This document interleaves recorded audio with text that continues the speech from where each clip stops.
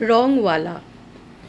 হাটের দিন বেজায় ভিড়, হরেক লোকের মেলা, বেচা কেনার পসরা নিয়ে চলছে জটলা। হাটের প্রান্তে গাছের ছায়ায় এক রংওয়ালা বসে আছে নিয়ে তার এক রঙের গামলা।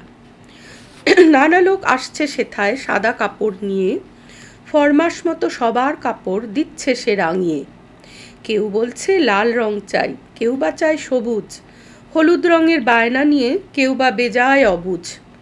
যে যেটা চায় হাসি মুখে দিচ্ছে তাকে তাই। অবাক কাণ্ড, গামলা কিন্তু মোটে একখানাই। একটি লোক দূরের থেকে দেখছিল সব কিছু। দিনের শেষে গুটি গুটি এলো সবার পিছু। রংওয়ালা হেসে বলে, তোমার কি রং চাই? সেই লোকটি বলল, আমার তোমার রংটি চাই। যে রঙে রেঙেছ তুমি তার থেকে খানিক, দাও যদি মোর প্রাণেতে সেই পরশ মানিক। ধন্য হব আমি তবে পূর্ণ এ জীবন, রংওয়ালা তুমি আমার অরূপ রতন।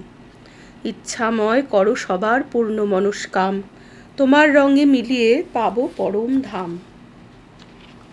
ঈশ্বর সেই রংওয়ালা, সব রং তার কাছে, খুশি মনে রাঙিয়ে দেন যে যেমনটি যাচ্ছে।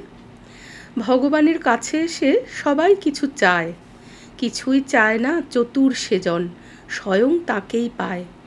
রংওয়ালা রামকৃষ্ণ বলেন ইঙ্গিতে, ইচ্ছা মতো পারেন তিনি ভক্তি মুক্তি দিতে।